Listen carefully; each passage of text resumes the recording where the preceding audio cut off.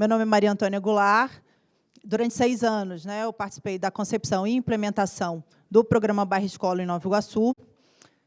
Então, assim, eu fui tentar, um pouco como a Pilar, né, tentar recuperar o que eu tinha da época de Nova Iguaçu, e muito pelas orientações da coordenação do programa aqui hoje, em torno dessa questão da intersetorialidade. Quando a gente começou em Nova Iguaçu, o prefeito Lindbergh, na época, ele deu um desafio bem simples, né? Tipo esse que a Pilar falou. Não, um programa de educação integral que possa ser universalizado com o orçamento da cidade de Nova Iguaçu, né? Que nem de longe bate, né, nenhum orçamento razoável aí que a gente possa imaginar. E aí, quando a gente viu, na verdade, foi um livro que a gente leu, esse conceito de bairro-escola, a gente veio conhecer aqui na Vila Madalena, a gente falou, opa, pode ser por aí esse caminho para construir uma proposta de educação integral que integre as escolas com os seus territórios e que incorpore esses outros elementos da comunidade dentro da proposta pedagógica da escola. E eu acho que, talvez, naquela época, muito por conta do problema orçamentário, né, e depois não, depois isso foi se tornando uma intencionalidade pedagógica também, mas, no começo, muito pela pressão de pouco recurso, muito problema, e um tensionamento político de dar resultado, a gente falava que tinha que encontrar recurso em algum lugar para poder fazer esse programa. E o algum lugar virou o governo inteiro, né? Então, na verdade, o prefeito chamou todo o secretariado e falou, olha, a partir de hoje, o programa Nova Iguaçu tem 2 grandes linhas de ação. Uma, frente de obra, né, um município com quase 40% de esgoto a céu aberto, uma linha de trabalho foi saneamento e asfalto e infraestrutura, e a outra é bairro-escola, que é horário integral e educação integral. E aí a gente foi identificando, em cada área setorial, em cada política setorial, o que havia ali que podia ter uma intencionalidade educativa, que podia se articular um programa de educação integral. Então, acho que, muito forçados pela necessidade, a gente impôs a intersetorialidade como um pré-requisito para que o programa existisse.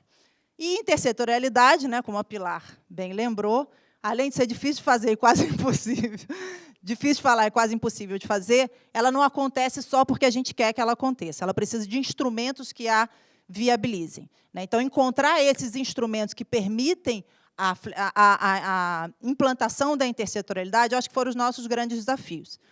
E, quando a gente implantou o Bairro Escola em Nova Iguaçu, a gente, refletindo sobre a nossa prática, a gente percebeu que, para o Bairro Escola acontecer, ele precisava desses 3 elementos: intersetorialidade, conflito e flexibilidade.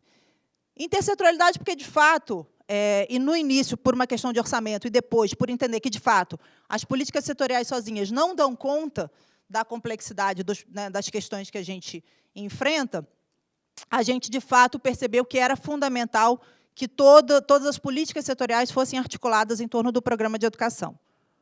O conflito, porque é muito comum, principalmente quando a gente está na administração, quando a gente que está com poder, né, a gente achar que parte de um consenso, ou parte da busca de uma composição para um consenso, né? E, conforme a gente foi implantando o Bairro Escola, a gente percebeu que não é possível implantar um programa de verdade partindo de um desejo de consenso. A gente tem que partir de um desejo de conflito, né, de uma possibilidade que, efetivamente, as pessoas tragam à tona as suas divergências, né, tudo aquilo que cada um, de fato, entende, e que, a partir dali, a gente vai construir uma outra coisa que não é uma composição com aquilo que era a proposta inicial que a gente trouxe.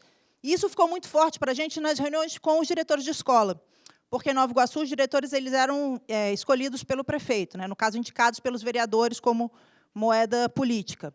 E, quando a gente implantou a eleição direta de diretores, a gente passou a ter um grupo de diretores que não devia nada a ninguém, porque tinha sido eleito e não podia ser destituído. E aí a relação era muito mais tensa, porque você falava e o diretor falava que não. E a gente começou a perceber que o programa se construía muito melhor nesse contexto, onde, de fato, as escolas se sentiam encorajadas a trazer os seus questionamentos, as suas divergências, as suas opiniões, do que quando você chegava num outro lugar, que, às vezes, a escola queria agradar e falava, nossa, a gente acha essa proposta incrível. Falava, pelo amor de Deus, o negócio não vai funcionar aqui. Né? Então, assim, entender que o conflito é parte da construção do novo, da inovação, para a gente foi fundamental. E a questão da flexibilidade, né? Porque cada território é cada realidade é uma, e se o programa não for capaz de se adequar aquilo que apresenta em cada realidade, ele não funciona. Como é que a gente implantou a intersetorialidade no bairro escola? A gente implantou um conselho gestor, presença do prefeito, eu fazia a coordenação, né, a minha secretaria era ligada direto ao gabinete do prefeito, e os secretários faziam parte desse conselho. Esse conselho se reunia uma vez por mês, definia as diretrizes, as prioridades, e, a partir daí, em reuniões semanais, tinha reunião do comitê técnico, que eram os secretários adjuntos de cada secretaria, que eram os responsáveis dentro das suas secretarias, aqueles programas que estavam articulados no comitê do bairro escola. E, em cada bairro onde o programa ia sendo implantado, era instituída uma unidade gestora local, que passou por vários nomes, vários formatos, várias metodologias de funcionamento. Né? Houve época que a gente fazia reunião, eu lembro que teve quase um ano da minha vida, que todos os dias eu fazia reunião em algum bairro, à noite. Todas as noites eram ocupadas com reuniões em bairros, porque eram 60 bairros. Né? Então, imagina para a gente conseguir implementar os conselhos e mantê-los funcionando. As pessoas que estão aderindo ao programa, eles precisam ter o entendimento que, de fato, aquilo é uma prioridade, né? Que, de fato, aquele programa ele vai ter continuidade. Né? Outro dia, eu estava numa reunião com professores, eles falaram assim, nenhum aluno a menos e nenhum projeto a mais. Essa coisa dos projetos que chegam e vão, que não acabam nunca, isso é um fantasma na educação.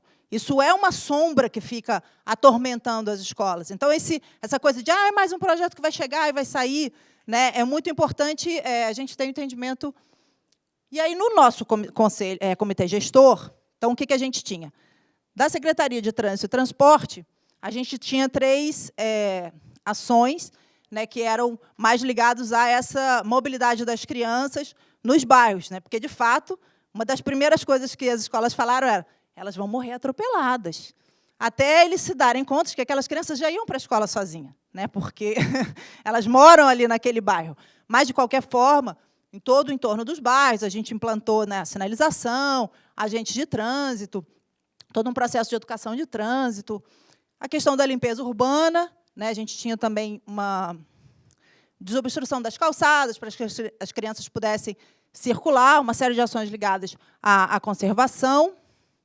Na área de defesa civil também, né, Nova Iguaçu é uma área que tem muitas questões relacionadas a problemas mesmo de infraestrutura, então tinha uma interface grande com a defesa civil e ordenamento urbano. Eu lembro até hoje, um dia, que o Gilberto Mensah me ligou, querendo saber, e aí, como é que está o bairro escola? Eu comecei a chorar no telefone com ele. Gilberto, isso é um inferno! A gente limpa, recolhe 30 caçambas de entulho, 2 dias depois já está cheio de entulho novamente nas ruas. É impossível manter um bairro escola funcionando dentro do padrão do bairro escola. Porque é isso, né? O processo de educação das pessoas para a mudança de comportamento, ele é lento. Principalmente em cidades como o perfil de Nova Iguaçu, que não tinham a oferta desse serviço, que não tinham oferta de infraestrutura. Esse é um serviço que não está previsto no orçamento, né? E que são serviços muito caros. E que, quanto mais as cidades crescem de forma pouco adensada, maior é o orçamento que se tem e a demanda que se tem por serviço público com o mesmo orçamento que a gente tem. Então, essa questão de equalizar os recursos e as possibilidades de garantir essa dinâmica do bairro, isso foi um desafio que, no início, a gente não deu a ele a devida importância e foi algo que nos demandou muito ao longo da implantação do programa. Então, a gente chegou a fazer cartilha educativa, né, para trabalhar com comerciantes, e um esforço aí grande. Na área social, né, a gente tinha uma interface com os CRAs, a gente implantou o bairro escola junto com a implantação do SUAS, o que foi um outro grande desafio, porque a própria assistência social não estava acostumada a trabalhar a partir das diretrizes do SUAS.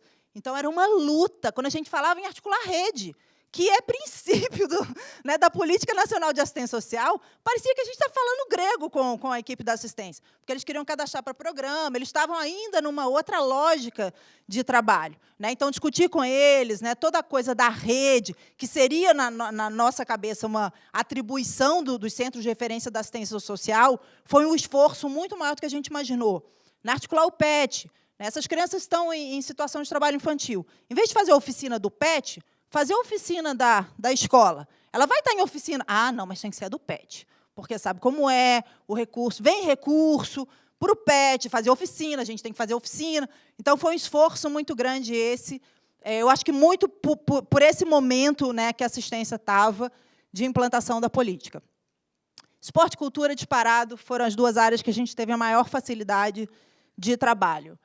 Tanto no caso do esporte quanto da cultura, eles perceberam rapidamente que o bairro escola era uma oportunidade de implementar na cidade uma rede de espaços, equipamentos e agentes, né, de esporte e de cultura. Então, rapidamente, a Secretaria de Esporte apresentou uma proposta de implantação de núcleos de esporte educacional, de esporte, esporte comunitário e lazer, núcleos de alto rendimento, tudo articulado com as escolas, com os clubes, e, rapidamente, eles apresentaram a proposta e se integraram ao bairro escola. No caso da cultura, a mesma coisa. A gente chegou a ter, em Nova Iguaçu, mais pontos de cultura do que o resto do estado do Rio inteiro, né? Porque a gente fez um edital, um convênio com o Ministério da Cultura na época, num formato que ninguém nunca fez, onde a gente entrava com 50% de contrapartida. Todo mundo falava, não existe convênio de 50% de contrapartida, né? Porque o convênio você tem 3%, 5% de contrapartida. Mas, como na época o Ministério da Cultura não fazia convênios de alto vulto como que a gente queria um convênio de 3 milhões, a negociação que a gente fez na época com o Célio Turino foi essa. O Ministério entraria com 1,5 milhão e a Prefeitura com 1,5 milhão, para implementar os pontos de cultura em Nova Iguaçu. E a gente implantou pontos de cultura articulados a todas as escolas municipais, né, compondo uma rede de cultura, mas também uma rede articulada local com as escolas, com a política de educação integral. Aí, algumas, né, vivências que as crianças faziam, algumas atividades. Saúde. Sem dúvida nenhuma, uma dificuldade muito grande. Eu lembro, na primeira reunião com a saúde, eles falaram, se fosse bairro saudável, eu até ia. Mas bairro, escola, né? Pelo amor de Deus, você já viu o tamanho da minha secretaria? Então, assim, de fato, a questão da intersetorialidade, você tem que lidar com os nichos de poder, com as vaidades, com o fortalecimento das políticas setoriais, ao mesmo tempo que se busca esse encontro das políticas setoriais no espaço intersetorial. Então, de fato, a saúde foi também uma outra área que a gente teve muito mais dificuldade do que inicialmente a gente imaginava. Porque, se você lê todo o SUS, você fala, pô, é bairro-escola, né? Educação em saúde é uma das linhas principais que o Sistema Único de Saúde trabalha para construir as áreas programáticas, né, as políticas de atenção. Mas foi uma área também onde a gente teve muita dificuldade de integração. Em relação aos programas federais, esses foram os programas que a gente mais promoveu a interface, né? O Segundo Tempo do Ministério dos Esportes, o Projovem e Adolescente do MDS, Cultura Viva com o MINC, Escola Aberta, Conexão de Saberes, Projovem com o Ministério da Educação, PELC com o Ministério dos Esportes e o PET também com o MDS. Na época, ainda não existia o Mais Educação, que depois foi implementado. Em Nova Iguaçu, a gente conseguiu universalizar o Mais Educação, um dos motivos pelos quais, mesmo depois do final da gestão, hoje a gente ainda tem a política de educação integral implantada, porque ela é executada de forma descentralizada pelas escolas e que recebem recurso fundo a fundo. E isso eu acho que é uma coisa muito importante, né? Há pouco tempo eu estive com o Leandro, a gente viu que o Mais Educação conseguiu articular já vários programas que antes eram organizados por convênio, pelo fundo, né, pelo FNDE, pelo PDE. Isso é super importante, porque articular convênio é muito difícil. Porque o tempo do convênio é o tempo daquele convênio com aquele ministério, que exige depois um tempo de prestação de contas, de renovação. Então, às vezes, você tinha um segundo tempo que iniciava em junho. E aí, em julho, você já tinha as férias escolares. E aí, depois, em dezembro, você tinha férias de novo. E, em março, você começava de novo as aulas e você não tinha mais o convênio. Você estava em fase de renovação, né? Então, é muito difícil articular convênio, porque os tempos são diferentes, né? Os critérios são próprios de cada ministério, de cada... Então, para que a intersetorialidade exista, né, a gente precisa também que esses outros programas que vão ser articulados, eles tenham alguns parâmetros mínimos que ajudem nessa articulação.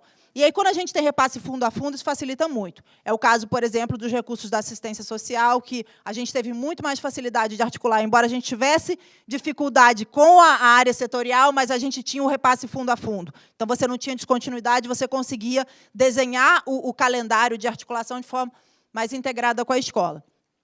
E aí, assim, eu acho que tem algumas dificuldades que a gente listou, talvez como as principais, né? A articulação da escola com ela mesma, com o entorno, com esses novos agentes que se apresentavam, articulação com essas organizações que passaram a fazer parte dessas redes locais territoriais, e o financiamento e gestão de recursos, né? Principalmente no caso das escolas, quando a gente mais aprofunda a descentralização, mas a gente aprofunda a necessidade de formação de pessoas que foram formadas para dar aula e que estão administrando 7, 8, 10 contas bancárias.